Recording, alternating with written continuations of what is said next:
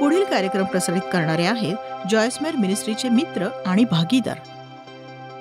आजचा माझा मुख्य विषय आहे फलप्राप्तीसाठी आपण चांगलं ते करू नये, तर चांगलं आहे म्हणून चांगलं ते करावं. लोकांनी चांगलं ते करण्याचा निश्चय करायला हवा. म्हणजे एक सांगू, तुम्ही आपल्या हृदयात चांगलं आहे म्हणून चांगलं करण्याचा करार करा, फलप्राप्ती झाली नाही तरीही.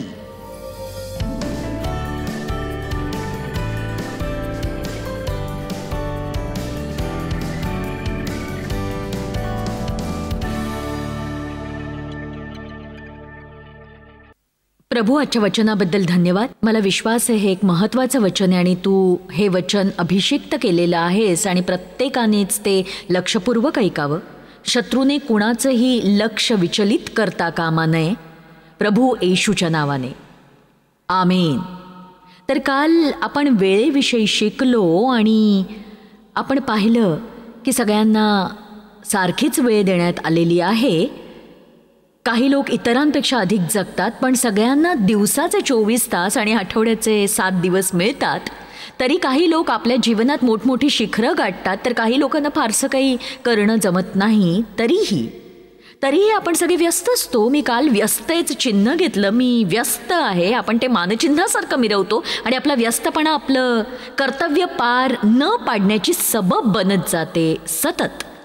तर काल आपण पाहिलं की देवाने आपल्याला व्यस्त राहण्यासाठी नव्हे, तर फलदायी होण्यासाठी पाचारण केलंय. जेव्हा सगळं काही मनाजोगतं असतं तेव्हाच आपण फळ द्यावं अशी देवाची इच्छा नाहीये, तर कठीण परिस्थितीतही आपण फळ द्यावं असं देवाला वाटतं. आणि आता मी तुम्हाला एका मिनिटात ते वचन दाखवणार आहे, ज्यात म्हटले की जी व्यक्ती ख्रिस्त आणि त्याची प्रीती अशा योग्य जागी लावलेली असते, ती वर्षभर दुष्काळ असला तरीही फळ देत राहते.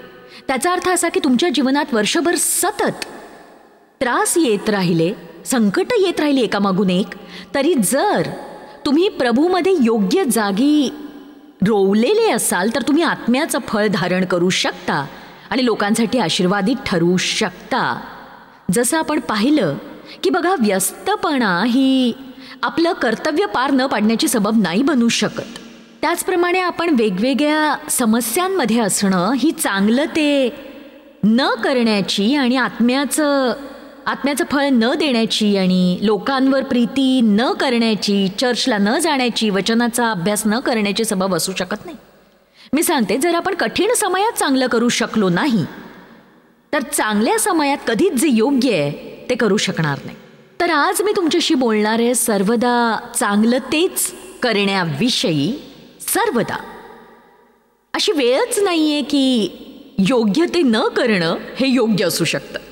मी हे पुन्हा एकदा सांगू, अशी वेळच नाहीये की जेव्हा योग्य ते न करणं हे योग्य असतं, किंवा अशी वेळच नाहीये जेव्हा अयोग्य करणं हे योग्य असतं.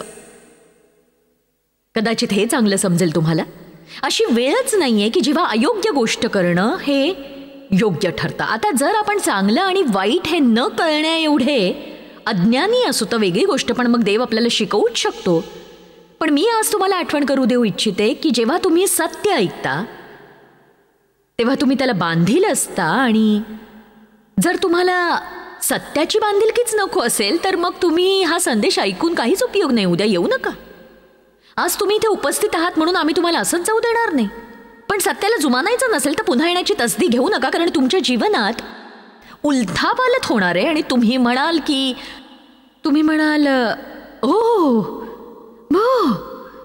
बघा, काल बऱ्याच जणांच्या हे लक्षात आलं की देवाला अपेक्षित अशी फलदायी व्यक्ती बनायचं असेल तर जीवनात काही बदल हे करावेच लागणार आहेत. काही लोक रोमांचित झालेत, ते घरी जाऊन हे बदल करणार आहेत, पण अजूनही बरेच लोक असे आहेत ज्यांना आवश्यक ते बदल करण्याची इच्छाच नाहीये. पण मी तुम्हाला सांगू शकते, मी जे काही सांगते त्याद्वारे जर देव तुमच्या जीवनात कार्य करत असेल आणि देव काहीतरी करायला सांगतोय हे तुम्हाला कळत असूनही तुमची ते करायची इच्छा नसेल, तर देवाच्या तडाख्याला तोंड देण्याची तुम्ही तयारी ठेवलेली बरी. फार उत्साहित होऊ नका. देव हे करतो कारण तो तुमच्यावर प्रीती करतो. त्याला तुम्ही आवडता आणि तुमच्या मुलांनी केवळ तुमचा शब्द पाळला जावा म्हणून तुम्ही सांगितलेली गोष्ट केली तर ते किती जणांना आवडेल जरा नीट सांगा. जर तुम्ही जाऊन मुलांना असं म्हणालात की जे काही आई सांगेल ते ऐकत जा,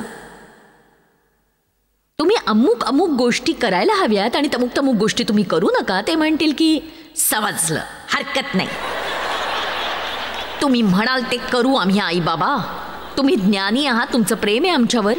पण किती जणांना याची जाणीव आहे की मुलांना अनेकदा सांगूनही ते जर ऐकत नसतील तर त्यांच्यावर कठोर कारवाई करायची गरज असते. चला आता खरं सांगायचं तर त्यामुळे मुलांपेक्षा तुम्हालाच अधिक दुःख होतं. माझ्या एखाद्या मुलाला महिनाभर शिक्षा देणं हे त्याच्यापेक्षा माझ्यासाठी अधिक त्रासदायक आहे, कारण त्यांचा धिंगाणा मला आवडतो खरंच. घरात शांती असणं महत्वाचं आहे नक्कीच, आमेन. म्हणून आपण कसोशीने चांगलं तेच आवर्जून करायला शिकायला हवं. जेव्हा कुणी पाहत नसतं तेव्हा कामाच्या ठिकाणी तुम्ही किती वेळ इंटरनेटवर वेळ वाया घालवता सांगा. ख्रिस्ती चोर बनू नका.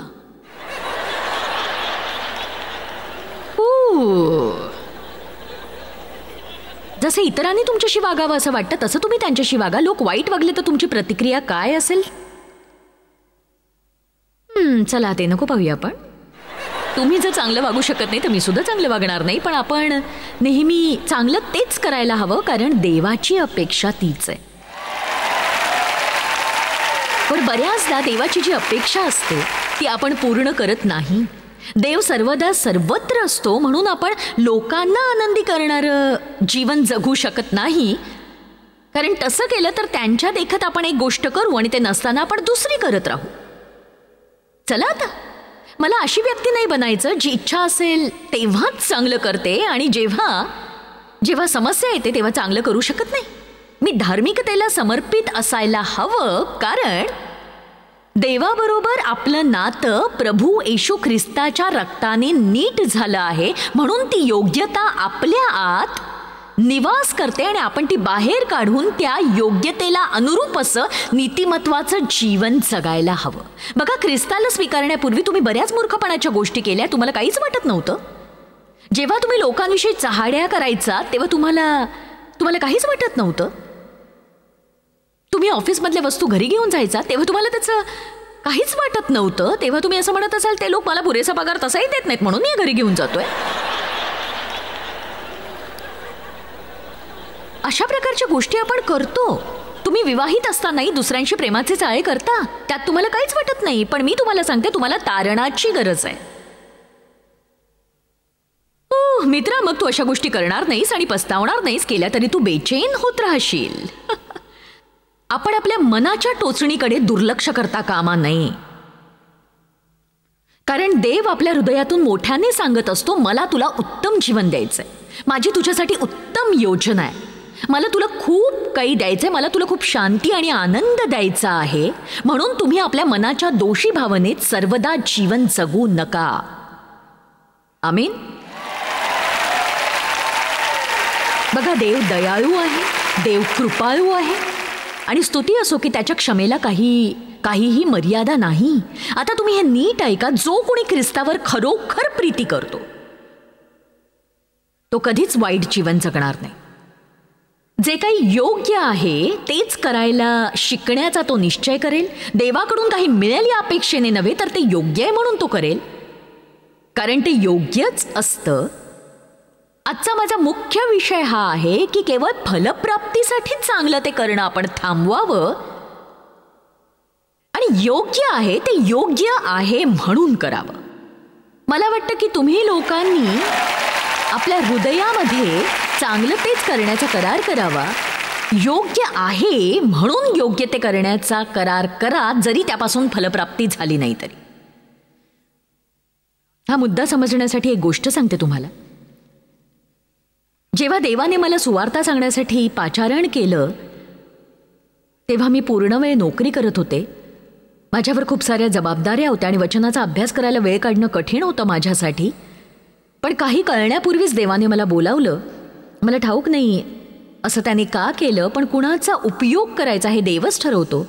आणि मला हे कळत नव्हतं की सुवार्ता न जगता ती गाजवणं चुकीचं आहे आणि मला अधिक प्रार्थना करण्याची, वचनाचा अभ्यास करायची गरज होती. आणि आज जी सुवार्ता मी गाजवते त्याच्या पाचारणाची मला जाणीव झाली आणि त्या पाचारणाची खात्री पडण्यासाठी देवाने माझा विश्वास दृढ केला. मी काही फार चांगली उमेदवार नाही आहे आणि यासाठी मी अपात्र ठरवण्यात आलेली व्यक्ती आहे. पण जेव्हा देव तुम्हाला पाचारण करतो तेव्हा तो बुद्धी कल्पने पलीकडचा आवेशही तुम्हाला देतो. मला वाटलं की मी माझी नोकरी सोडावी अशी देवाची इच्छा आहे. म्हणजे दर महिन्याची आमची बिलं भरायला पुरेसे पैसे असणार नाहीत. देवला चांगली नोकरी होती पण तरीही आमचं उत्पन्न अर्ध्यावर येणार होतं. तेव्हा आधी मी माझी नोकरी सोडली नाही, मी अर्धवेळ नोकरी धरली. आणि आता जेव्हा मी मागे वळून पाहते तेव्हा कळतं आपण आज्ञा पाळत नाही तर अर्पण आणतो.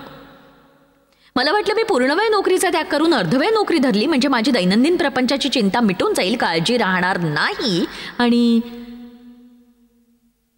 बघा, आपण देवावर विश्वास ठेवतो पण पर्यायी योजनाही आखतो. जर देव मदतीला धावून आला नाही तर चला आता हे कोणासाठी तरी महत्वाचं आहे. आणि मी जे केलं ते तुम्हीही करावं असं मी तुम्हाला कधीच सांगणार नाही. तुम्ही अशी गोष्ट कधीही करू नका जोपर्यंत तुम्हाला पूर्ण खात्री पटत नाही की तशी देवाची इच्छा आहे. मग पुढे मला माझ्या कामावरून काढून टाकण्यात आलं. पण मी अशी व्यक्ती नव्हते की मला डच्चू दिला जावा. जणू काही देव मला सांगत होता, तुला मी काहीतरी काम दिलंय, तू कामावर जायचं नाहीयेस, फक्त माझं ऐकायला शिक. तेव्हा मी खरंच खूप घाबरले, खूपच घाबरले. कारण आम्हाला आमची बिलं भरण्यासाठी दर महिन्याला अतिरिक्त 3,000 रुपयांची गरज होती आणि यात इतर कोणत्याही खर्चाचा समावेश नव्हता. हेही खरं आहे. तब्बल 6 वर्ष, 6 दिवस नव्हे, 6 मिनिटं नव्हे, 6 महिने नव्हे, तर ते महान बलिदान तब्बल 6 वर्ष होईपर्यंत करावं लागलं.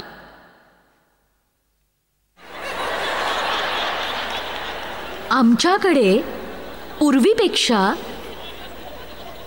कमी होतं आणि मला ते कळलं सुद्धा नाही. जेव्हा तुम्ही योग्य ते करता आणि योग्य प्रतिफळ लगेच मिळत नाही तेव्हा कसं वाटतं? चला आता आज आपण काहीतरी चांगलं शिकतोय. चला आता जेव्हा तुम्ही योग्य ते करता आणि तुम्हाला योग्य तो परिणाम दिसत नाही तेव्हा बरेच लोक त्यामध्ये फार काळ टिकत नाहीत. काही काळ करतात आणि मग म्हणतात याचा नाही उपयोग. तेव्हा काही मिळावं म्हणून योग्य ते करण्याच्या वृत्ती पलीकडे आपण जायला हवं. मी माझ्या वर्तणुकीने देवापासून काहीतरी मिळवीनच हे नियमशास्त्राखाली जगणं आहे. माझ्या वागणुकीने मला देव काहीतरी नक्की देईल. कृपा ही मजुरीच्या अगदी विरुद्ध आहे. कृपा प्रयत्नाच्या विरुद्ध नाही, पवित्र आत्म्याने केलेल्या प्रयत्नाच्या, पण ती मजुरीच्या विरुद्ध आहे. माझ्या प्रयत्नामुळे देव माझ्या ऋणाखाली येत नाही.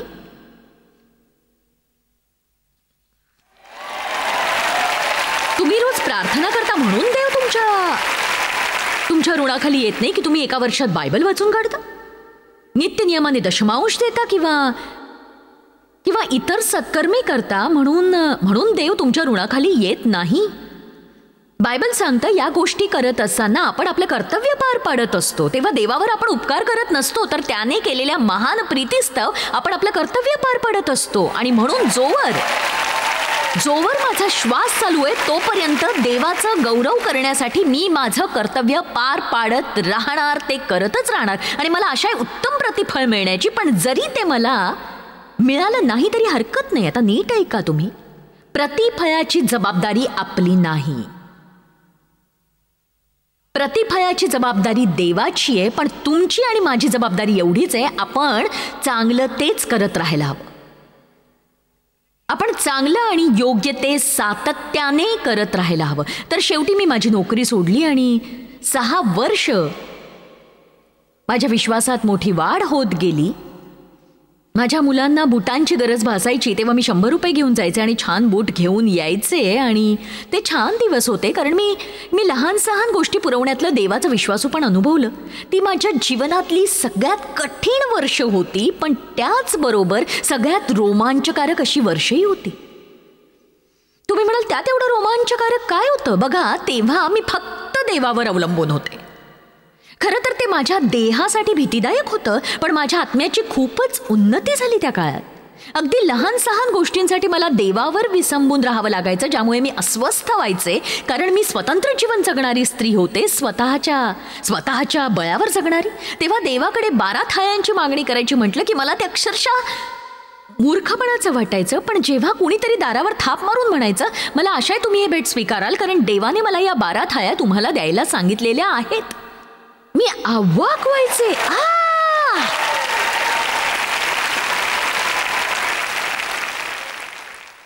बघा, आता मी स्वतः जाऊन त्या खरेदी करू शकते, पण तेव्हा त्या दिवसात मी देवाचा विश्वासूपणा अनुभवू शकले. आणि आपण म्हणू शकतो देव विश्वासू आहे, देव विश्वासू आहे, सगळेच म्हणतील हो देव विश्वास योग्य आहे. पण तेव्हाच जेव्हा देवाचा विश्वासूपणा तुम्ही अनुभवा, जर आपल्याला देवाची गरज नसेल तर आपण देवापासून कोणताच अनुभव घेऊ शकत नाही. आणि म्हणून आपल्याला गरज आहे देवाची गरज भासण्याची, नक्कीच. तर त्या काळामध्ये लोकांना मिळालेल्या वेगवेगळ्या आशीर्वादांविषयी मी ऐकायचे. देवचा एक भाऊ होता, तो आणि त्याची पत्नी, त्याच्याकडे आर्थिकदृष्ट्या आमच्यापेक्षा खूप जास्त असायचं. आणि जेव्हा ते यायचे तेव्हा त्यांचं कसं चाललंय याविषयी मी ऐकायचे. त्यांच्यासमोर कमीपणा वाटू न देण्याची खटपट करणं मला खरंच खूप कठीण जायचं. बघा, इतर लोकांची भरभराट व्हायची आणि मी सुखी आहे हे दाखवण्याची खटपट करावी लागायची. आपल्याकडे कमी आणि इतरांकडे जास्त हे पचवणं कठीण असतं. तर एकदा आमचे पालक आमच्याकडे आले आणि ते स्पष्ट वक्ते होते आणि मी त्यांच्या एवढी हजरजबाबी झाले नव्हते आणि मला त्यांच्यासारखंच व्हावंसं वाटायचं. पण मी अजूनही घरोघरी प्रार्थना सभा घ्यायचे. एकदा ते आमच्याकडे आले आणि मला म्हणाले की त्यांना एक मोठी देणगी मिळाली आणि 2 व्यक्ती त्यांच्या सेवेत सहभागी होऊन त्यांना हातभार लावू इच्छित आहेत आणि ते दर महिन्याला हे करणार आहेत. आणि मग अचानकपणे ते माझ्याकडे पाहून मला म्हणाले की मी हे सांगतो हे ठीक आहे ना? आम्ही फारच गरजेत होतो. मी म्हटलं हो, प्रभूची स्तुती असो, ही आनंदाची गोष्ट आहे. हे खोटं बोलत होते. मी सुखी आहे हे दाखवण्याचा मी प्रयत्न करत होते. आणि ते गेल्यावर मी स्वतःला बिछाण्यावर झोकून दिलं आणि मी ओक्साबोक्षी रडायला लागले. खूप रडत राहिले. आणि मी एक निर्णय घेतला, मी एक निर्धार केला.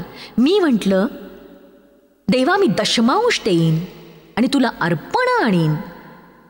तू प्रतिफळ देईपर्यंत मी हे करीन आणि जरी नाही मिळालं तरी मी ते करत राहीन, हे नक्की.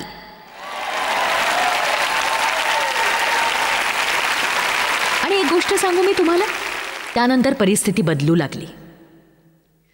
जेव्हा सैतानाला कळतं की त्याने आपली परिस्थिती कितीही बिघडवली, माझं म्हणणं लक्षपूर्वक ऐका, जेव्हा सैतानाला कळतं त्याने आपली परिस्थिती कितीही बिघडवली तरी नीतिमत्वासाठी आपलं समर्पण आणि योग्य तेच करण्याचा निश्चय तो बदलू शकत नाही आणि मग तो दुसऱ्याला जाऊन धरतो. आता बघूया लूक अध्याय 12 वचन 2 आणि 3. जे उघडे होणार नाही असे काहीही झाकलेले नाही व जे कळणार नाही असे काहीही गुप्त नाही. जे काही तुम्ही अंधारात बोललात ते उजेडात ऐकण्यात येईल आणि जे तुम्ही आतल्या कोठड्यात कानात सांगितले ते धाब्यांवर गाजवले जाईल. कानात सांगितले ते धाब्यांवर गाजवले जाईल. आता ही वचनं नीट समजावीत म्हणून बऱ्याचदा मला ती वाचावीशी वाटतात. पण ती वचनं सांगतात की तुम्ही गुप्तपणे चुकीच्या गोष्टी केल्या तर ते कुणाच्याही लक्षात येणार नाही, या भ्रमात राहू नका. तर मुद्दा असा आहे की आपण काही लपवू शकत नाही. आपण देवापासून काही लपवू शकत नाही. लोकांपासून एक वेळेस गोष्टी लपवू शकतात, पण तुमच्या जीवनात त्याचे परिणाम ते पाहू शकतातच. त्याचं कारण त्यांना कळणार नाही, पण त्याचे परिणाम मात्र ते पाहतीलच. पण देवाला सगळं काही ठाऊक असतं. तो सर्वज्ञानी, सर्वव्यापी, सर्वशक्तिमान आहे. तो सगळं काही पाहतो हे तुम्ही लक्षात घ्या. आणि म्हणूनच मला ठाऊक आहे, हे ऐकून बरेच लोक अस्वस्थ झाले असतील, पण हीच गोष्ट मला सहाय्यभूत ठरली. तर देव सगळं काही पाहतो आणि आपण स्वतःसाठी किंवा लोकांसाठी न जगता फक्त त्याच्यासाठी जगून त्याचा सन्मान करायला हवा. त्यासाठी आपण आपल्या हृदयात योग्य ते करण्याचा दृढनिश्चय करायला हवा आणि हे समजून घ्यायला हवं की चांगलं न करण्याची कोणतीच वेळ नसते आणि योग्य ते फक्त देवाकडे पाहूनच करायचं असतं. देवाकडून काही मिळावं म्हणून नव्हे, तर त्याच्यावरील प्रीतिस्तव ते करायचं असतं. हो, आता मी तुम्हाला घरी जाऊ देईन. तुमच्या येण्याचं सार्थक झालंय. दुष्काळामध्ये फळ देता येईल.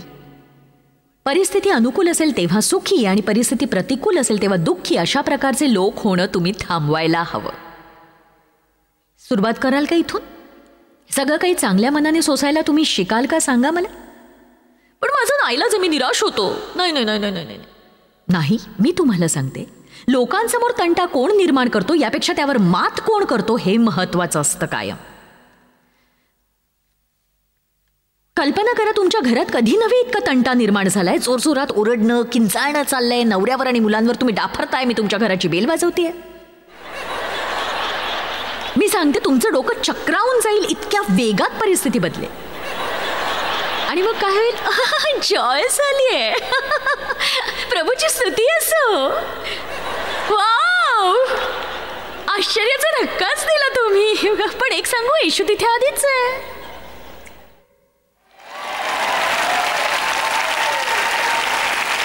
एखाद्या प्रसिद्ध व्यक्तीला कसं मी छान प्रभावित केलं म्हणून हुरळून जाऊ नका तुम्ही कधी.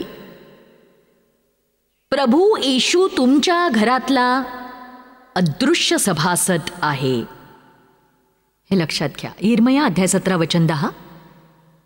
मला ठाऊक नाही तुम्हाला असा संदेश आवडतो की नाही, पण संदेश देण्याचा हा एकच मार्ग मला ठाऊक आहे. जे प्रभू बरोबर चालायला तयार नाहीत ते येणार नाहीत असं मला वाटतं.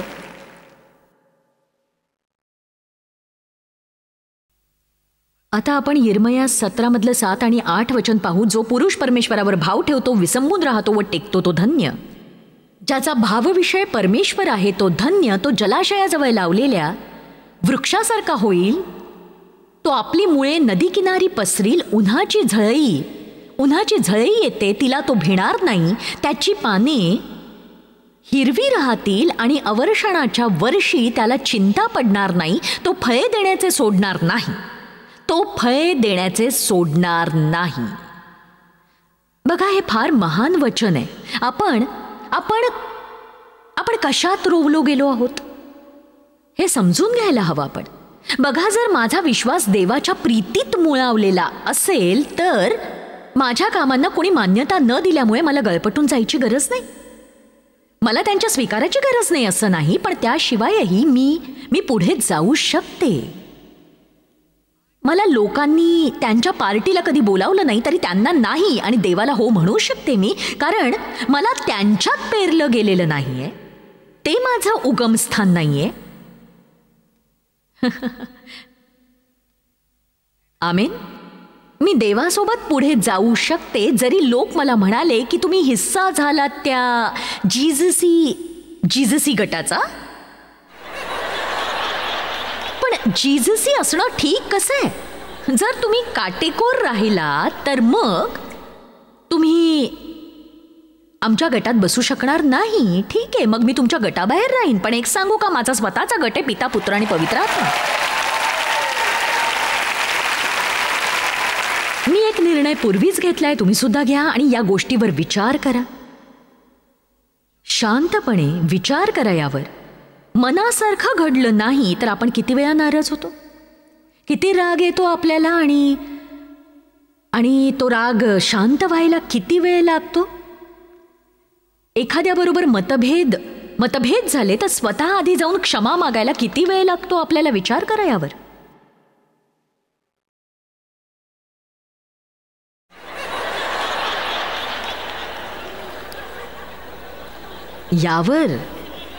यावर विचार करण्याची गरज आहे. आमेन.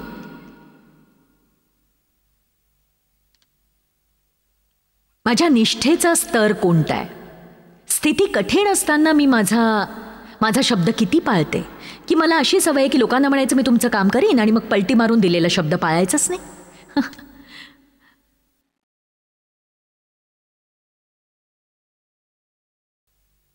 आणि चिंता करणं म्हणजे वेळ वाया घालवणं आहे.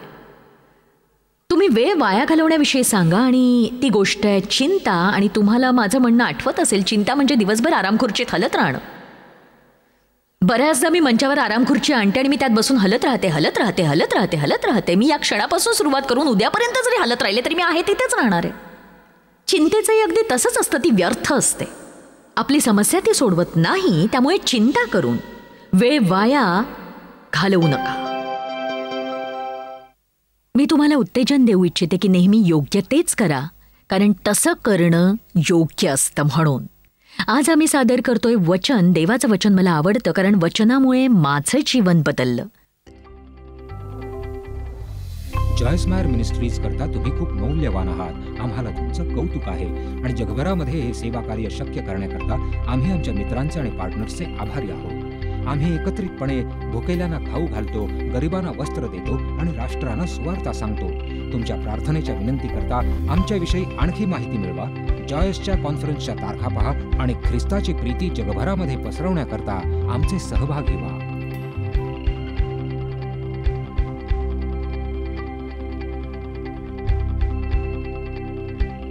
याचा सर्व खर्च जॉयस मेयर मिनिस्ट्रीचे मित्र आणि भागीदार करत आहेत.